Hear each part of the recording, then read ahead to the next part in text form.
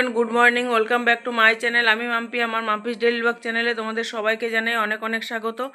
আজকে হচ্ছে বৃহস্পতিবার, তার সঙ্গে আজকে শুভ চতুর্থী। তো শুভ চতুর্থীর অনেক অনেক ভালোবাসা অভিনন্দন জানাই বন্ধুদের।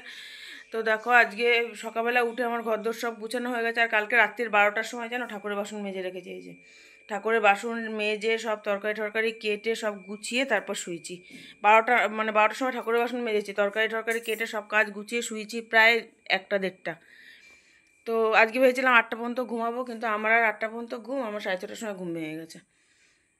তো দেখো আজকে কি সুন্দর রোদ উঠেছে সকাল সকাল। আর আমার এদিকে সকালের বাসি কাজ মোটামুটি সব হয়ে গেছে। এই যে দৌড়ে জল দিয়ে বারান্দা মোছা, রান্নাঘর মোছা, ঠাকুর ঘর মোছা সব হয়ে গেছে।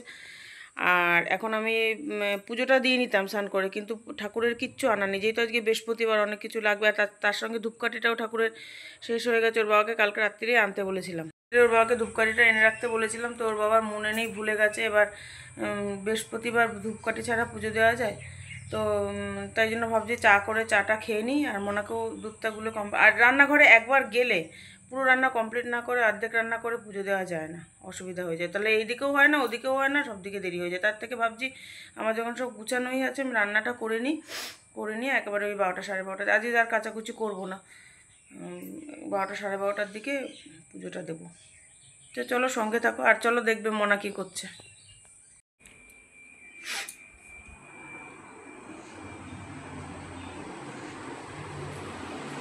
এই যে মোনা সকালবেলা উঠলো, ও উঠে কিছুক্ষণ ধ্যান করে বসে বসে, মানে ও ডাকতে ডাকতে উঠবে, তারপর অনেকক্ষণ বসে থাকবে বালিশটাকে বুকের কাছে নিয়ে। তারপর উঠে দাঁত ব্রাশ করলো, করে কিছুক্ষণ ব্যায়াম করলো। এখন তো ব্যায়াম ঠিকঠাক মতো করতে পারছে না, হাতে পায়ে ব্যথা, তো ব্যথাগুলো কমলে তাও করলো। এই সাইকেলটাকে ধরে 10বার করে তুললো, একটুখানি ওই ডন বৈঠকের মতো দিল। তাও সেটাও করতে পারছে না, ডন বৈঠকও দিতে পারছে না, কারণ হাতের তালুতে কেটে গেছে ব্যথা। আর তাই এখন এসে পড়তে বসেছে।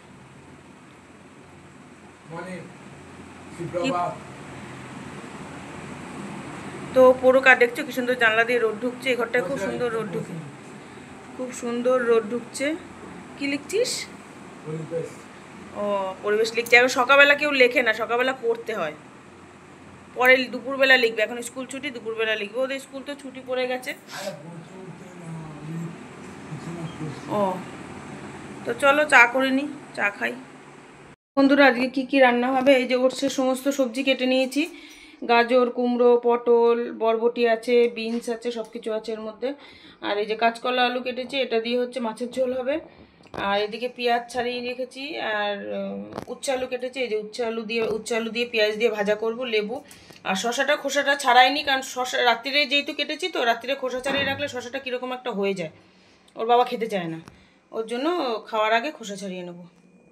আর এদিকে দেখো ডিমটা সেদ্ধ বসিয়ে দিয়েছি। আর মনে এখন রেডি হয়ে গেছে, মনে পড়তে যাবে, ও স্যার এসে ডেকে গেল আর কি।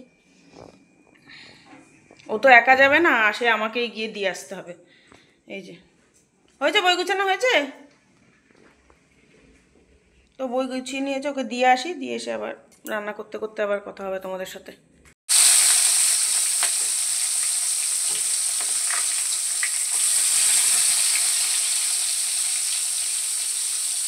তো দেখো বন্ধুরা, মাছ ভাজা বসিয়ে দিলাম। আর এদিকে আমার উচ্ছে আলু ভাজা হয়ে গেছে। আর এদিকে ডিম সিদ্ধ করে ডিমের খোসাটাও ছাড়িয়ে রেখে দিচ্ছি, ডিম সিদ্ধটা সকালে ওটসের সঙ্গে খাওয়ার জন্য। আর এদিকে দেখো প্রেসারে ওটসটা বসিয়ে দিয়েছি, ওটস বসিয়েছি মানে ডাল আর সবজিগুলো।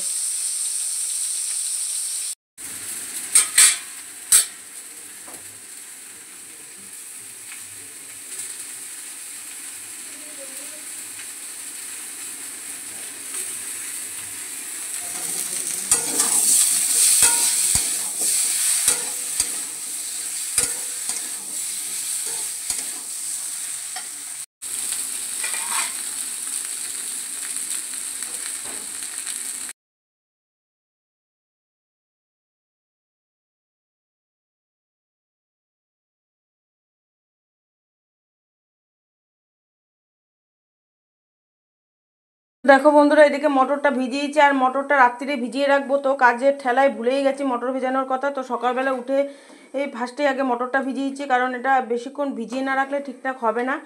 আর এদিকে দেখো ওটসটা আমাদের রেডি হয়ে গেছে, 3 জনের ওটস বেড়েও ফেলেছি সকালবেলা, ওটস আর ডিম সিদ্ধ।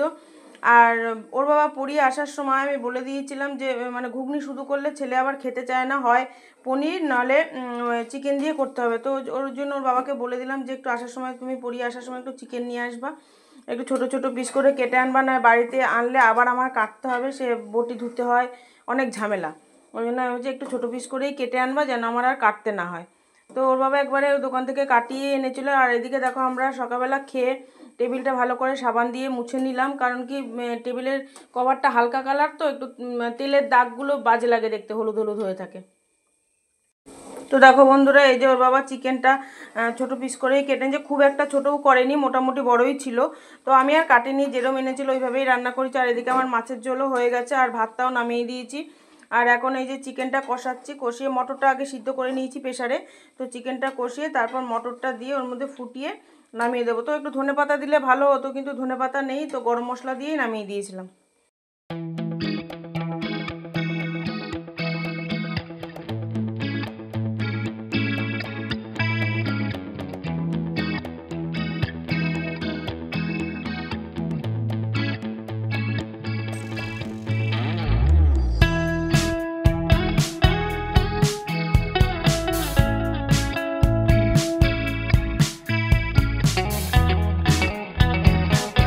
তো দেখো বন্ধুরা, ঘুগনির চিকেনটা ভালোভাবে কষিয়ে নিচ্ছে। আর এটার মধ্যে জিরে, আদা, পেঁয়াজ, রসুন সব সব মশলাই দিয়েছি। আর গুঁড়ো মশলার মধ্যে দিয়েছি জিরের গুঁড়ো, ধনের গুঁড়ো, একটু চিকেন কারি মশলা দিয়েছি যেহেতু চিকেন দিয়ে করছি, আর একটু মিট মশলা দিয়েছি। আর আমি তো লঙ্কার গুঁড়ো খুব একটা ইউজ করি না, বাটা মানে শুকনো লঙ্কা বেটেই দিই মিক্সিতে।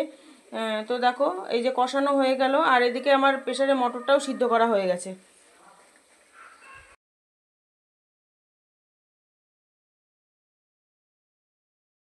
তো দেখো বন্ধুরা, আমার রান্নাবাড়ি কমপ্লিট হয়ে গেছে, এমনকি বাসন মাজা, রান্নাঘর মোছা সবই কমপ্লিট হয়ে গেছে।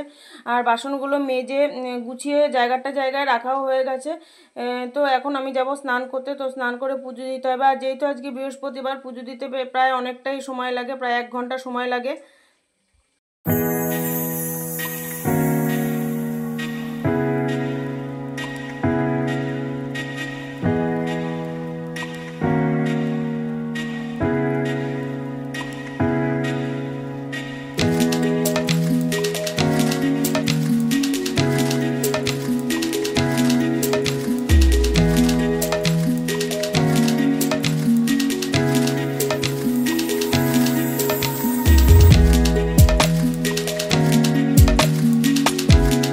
তো দেখো বন্ধুরা, এটা হচ্ছে সন্ধেবেলা চাটা খেয়ে মোনাকে নিয়ে পড়াতে বসিয়ে দিই, তখন প্রায় 8টা বাজে।